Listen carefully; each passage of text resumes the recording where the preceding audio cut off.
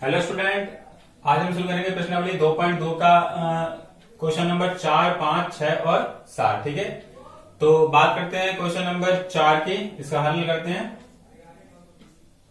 क्या है इसका सॉल्यूशन?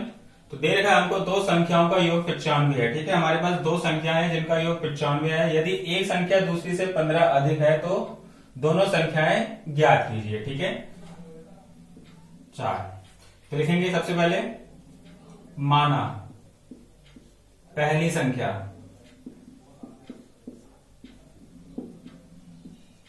क्या हो जाएगा आपके पास? पहली संख्या माना पहली संख्या हमने क्या मान ली? x मान ली। ठीक है, दूसरी संख्या, अब दूसरी संख्या क्या होगी आपके पास? पहली, अब यहां पे देखो दूसरी संख्या से 15 अधिक है तो पहली संख्या जो है मतलब एक संख्या हमारी x हो जाएगी और दूसरी क्या हो जाएगी? तो आप इसे कह सकते हो, चाहे पहली x कह सकते हो, दूसरी क्या कह सकते हो आप? x प्लस में 15। ठीक है, x प्लस में मतलब एक संख्या x है तो दूसरी संख्या क्या होगी? x प्लस में 15 मतलब 15 अधिक है। ठीक है, अब उसके बाद बोला है प्रश्नानुसार आप चाहो तो अकॉर्डिंग टू क्वेश्चन भी लिख सकते हो। ठीक है, अब इसमें बोला कि दोनों संख्याओं का योग, पहली संख्या क्या थी? x, दूसरी संख्या क्या है? x प्लस में 15 और इनका योग कितना है? इसका योग है 95। ठीक है, अब क्या करेंगे? देखो x जमा में x प्लस जमा में 15 बराबर में कितना है? 95। अब x जमा में x कितना हो जाएगा? 2x हो जाएगा। ठीक है, 95। अब 15 देखो प्लस का है, दूसरी तरफ जाएगा किसका हो जाएगा? माइनस का हो जाएगा, घटा का हो जाएगा। ठीक है, अब 95 से 15 को माइनस करेंगे तो 5 में से 5 गया 0, 9 में से 1 गया कितना बचेगा? 8 बचेगा, 80 बचेगा। ठीक है, तो ये कितना हो जाएगा? x। अब देखो दो किसमें है? गुणाम में है तो किसमें आ जाएगा? भाग में आ जाएगा। ठीक है, 2 से हम 80 को काटेंगे तो कितना आ जाएगा हमारे पास? 40। तो x बराबर कितना आ गया? 40। ठीक है, अतः पहली संख्या क्या होगी आपके पास?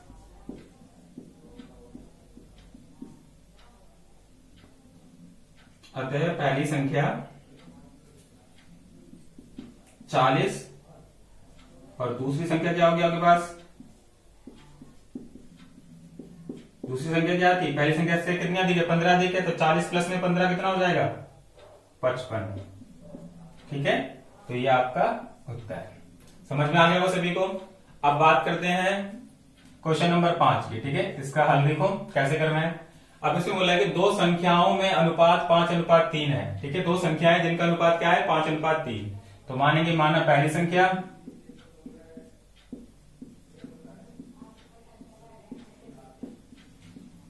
क्या हो जाएगा आपका? 5x। ठीक है, दूसरी संख्या हो जाएगी आपकी 3x। ठीक है, आपको एक बात हमेशा याद रखनी है, जब भी आपके पास अनुपात में कोई क्वेश्चन आ जाए तो आपको जो उसके साथ x लगा के उसको हल करते हैं। ठीक है, तो यहाँ पे जैसे 5:3 था तो ये 5x हो जाएगा, दूसरी संख्या क्या हो जाएगी? 3x हो जाएगी। ठीक है, यदि उनमें अंतर का मतलब क्या होता है? घटा। ठीक है, तो अकॉर्डिंग टू क्वेश्चन अब उनका अंतर कितना है? 18। तो पहली संख्या बड़ी है क्योंकि आप 5x देख रहे हो, तो 5x में से 3x को माइनस करते हैं तो कितना आता है? 18। ठीक है, बोला हुआ है तो संख्याएं याद कीजिए। ठीक है, 5x में से 3x किया तो कितना बचेगा आपका? 2x बचेगा, बराबर में कितना आ जाएगा? 18 आ जाएगा। ठीक है, अब 2 से 18 को काटो, पहले देखो 2 किस में गुणा में है तो दूसरी तरफ किस में जाएगा? भाग में जाएगा। ठीक है, अब 2 से 18 को काटोगे तो कितना आ जाएगा? 9 आ जाएगा। x बराबर कितना आ गया? 9। तो अतः पहली संख्या क्या हो जाएगी आपके पास? 5 गुणा में 9 45। और दूसरी संख्या क्या हो जाएगी आपके पास?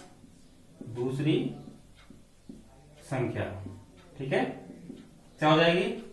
दूसरी संख्या 3x है तो 3 गुणा में 9 तो कितना हो गया? 9 दिया 27। ठीक है, ये आपका उत्तर। समझ में आ गया वो सभी को?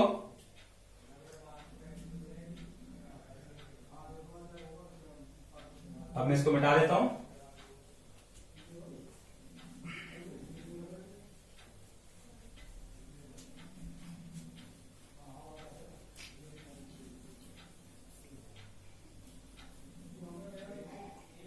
अब हम बात करते हैं क्वेश्चन नंबर 6 की। ठीक है,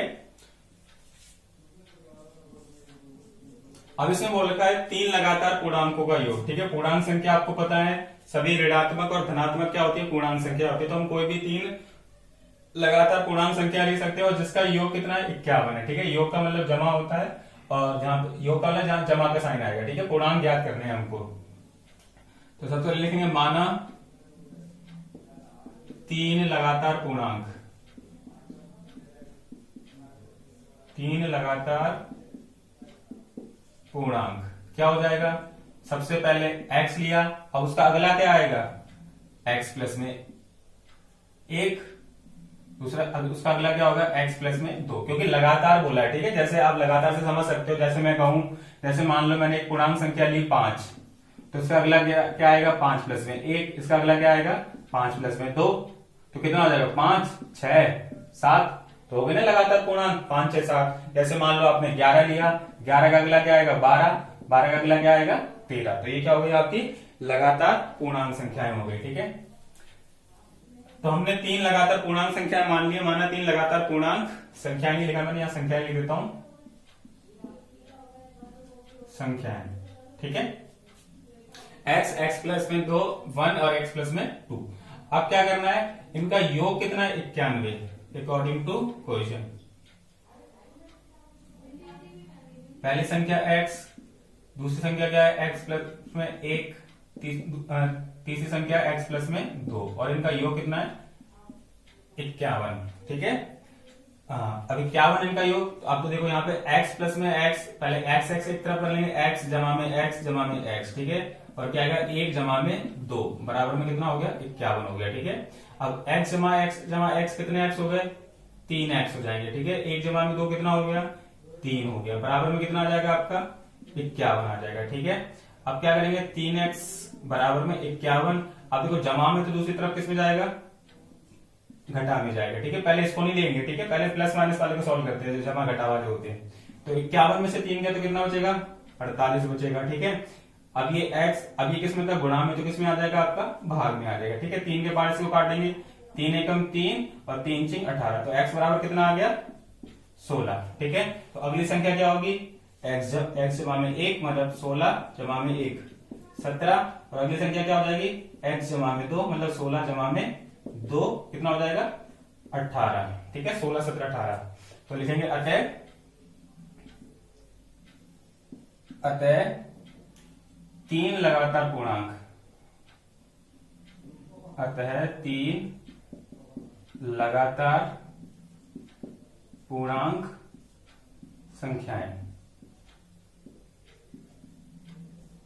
क्या है आपके पास, 16, 17 और 18 है। ठीक है, इस तरीके से करना है, बहुत ही सिंपल क्वेश्चन है। तो आपका आंसर आ गया 16, 17, 18। ठीक है, समझ में आ गया वो सभी को। आप चाहो तो जांच भी कर सकते हो कि ये क्वेश्चन गलत है या सही है।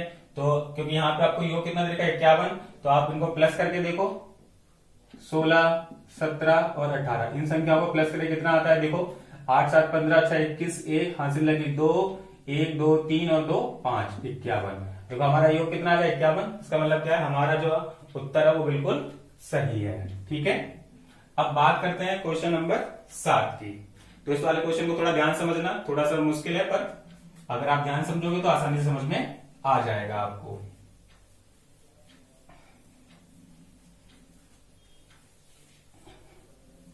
देखो हम किसी भी उत्तर की जांच कर सकते हैं समीकरण में उसका मान रखकर। ठीक है, जो जैसे x है या y है, जो भी आपने जिस भी तरीके से हल किया है।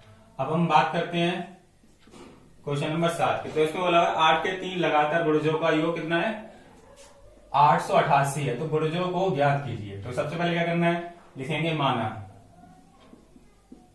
माना 3 लगातार संख्याएं। ठीक है, हम क्या लेंगे, 3 लगातार संख्याएं। आप पूर्णांक संख्याएं भी लिख सकते हो अगर लिखना चाहो तो। एक हमने x, दूसरी संख्या ली x जमा में 1 और उसकी अगली संख्या क्या ली, x जमा में 2। तो ये लगातार क्या हो गई, 3 पूर्णांक संख्या हो गई। ठीक है, अब इनका योग अकॉर्डिंग टू क्वेश्चन। अब क्या बोल रखा है कि 8 के 3 लगातार गुणजों का योग कितना है, 888 है। ठीक है, तो पहली संख्या क्या थी, x, तो इसका क्या करना है, 8 से गुणा करना है, ठीक है। फिर जमा, योग शब्द आया इसलिए जमा का यहाँ पे साइन आएगा। फिर अगली संख्या क्या थी, x जमा में 1, इसका भी 8 का गुणज करना है तो गुणा में 8 कर देंगे, फिर जमा। फिर अगली संख्या क्या ली थी हमने, x जमा में 2, इसका भी 8 का गुणज करना है तो क्या करेंगे, इसमें 8 का गुणा कर देंगे और बराबर में कितना आ जाएगा, 888, ठीक है। अब इसको हल करेंगे, ये कितना हो जाएगा, ये 8x हो जाएगा। अब 8 का गुणा इसमें करेंगे तो ये हो जाएगा 8x, 8 का फिर जमा का साइन 8 का गुणा 1 में करेंगे तो कितना आ जाएगा, 8 आ जाएगा, ठीक है। 8 का गुणा x में करेंगे कितना आ जाएगा, 8x आ जाएगा। 8 का गुणा 2 में करेंगे तो जमा में कितना आ जाएगा, 8 दूनी 16 और बराबर में कितना आ गया, 888, ठीक है। सबको समझ में आ रहा होगा। अब ये देखो 8x जमा में 8x जमा में 8x तो कितना हो जाएगा, 8 दूनी 16, 8 के 24, 24x। ध्यान रहे जो चर वाली संख्या है उनको अलग, जो चर है उनको अलग जमा करते हैं, ठीक है, और संख्याओं को अलग जमा करेंगे। और 16 प्लस में 8 कितना हो गया, ये 24 हो गया और बराबर में कितना आ जाएगा, 888।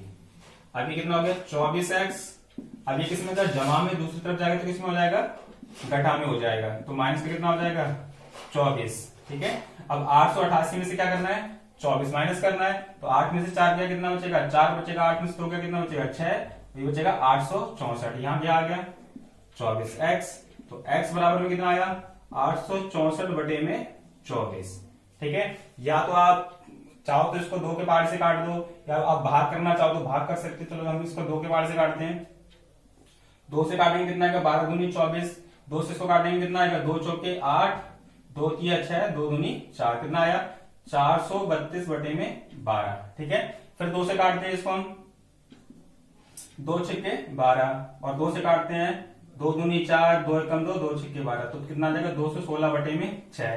फिर 2 से काटते हैं हम इसको, तो 2 से काटेंगे कितना आएगा, 2 तिया 6, 2 एकम 2, फिर भाग नहीं जाएगा 0, फिर 2 अट्ठे 16, कितना आ जाएगा 108 बटे में 3। अब 108 बटे में 3 आ जाएगा तो इसका हम भाग करेंगे कितने से आएगा, देखो 3 तिया 9, फिर कितना बचा 1 और 3 चिंग 18, तो x का मान कितना है हमारे पास 36 आ गया। और आप चाहो तो 24 का भाग भी 864 में कर सकते थे, ठीक है, इस तरीके से भी हम हल कर सकते थे, 36 ही आता, ठीक है। तो x बराबर कितना आ गया हमारे पास 36 आ गया, ठीक है। अब देखो हमें 8 की गुणज वाली संख्या निकालनी है, तो 8 का गुणज पहला क्या था, 8x, फिर ये था, फिर ये वाला था, ठीक है। तो क्या करेंगे, तो पहला तो आ गया आपका 36, तो पहला निकालना है 8 का गुणज, तो 8x है, तो क्या आ जाएगा 8 गुणा में 36, ठीक है। तो इसका हम गुणा करेंगे, देखो 8 छिंग कितना हो गया, 8 छिंग 48 की 8, हां से लगे 4, 8 की 24, 24 और 4 कितना हो गया 28, तो पहले क्या आ गई 288। अगली क्या आती है हमारे पास, देखो x जमा में 1 गुणा में 8, तो x जमा में 1 गुणा में कितना है 8 है, ठीक है। तो अब यहां पे x का मान कितना आया था 36, तो 36 जमा में 1 और गुणा में कितना आ जाएगा 8, ठीक है। तो 36 जमा में 1 कितना हो जाएगा ये, तो 36 का गुणा आप 8 से करोगे तो कितना आया था 288, और फिर जमा 8 से कर देंगे तो कितना आ जाएगा 8, जमा करेंगे तो 8 और 8 कितना हो गया 16 की 6 हासिल 1, 8 और 1 कितना हो गया 9, ये आ गया 296, ठीक है। अब अगली क्या संख्या आती है आपके पास, x जमा में 2 गुणा में 8, तो यहां जाएगा x जमा में 2 गुणा में 8, ठीक है। तो इसको हम हल करते हैं, तो क्या आ जाएगा आपके पास, देखो x गुणा 8 में करेंगे तो क्या हो जाएगा, ये 8x हो जाएगा, या आप इसको मान भी रख सकते हो, x का मान कितना था 36 जमा में 2 और गुणा में 8 था। अब 36 का गुणा 8 से करेंगे तो 288 आएगा, और 8 का गुणा 2 में करेंगे तो कितना आ जाएगा 16 आ जाएगा, ठीक है। अब इसको हम प्लस करते हैं, कितना हो जाएगा, तो 8 और 6 14 के 4 हासिल 1, 8 और 1 9, 9 और 1 कितना हो जाएगा 10, 0 हासिल 1, 2 और 1 3, 304 आ गया, ठीक है। तो आपका उत्तर आ गया, अतः क्या निकालना था, 8 के 3 लगातार गुणज, अतः 8 के 3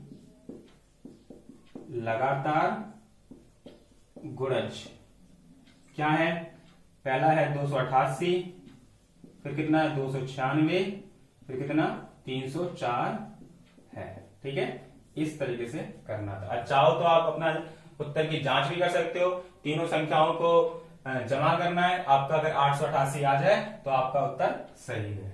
ठीक है, धन्यवाद।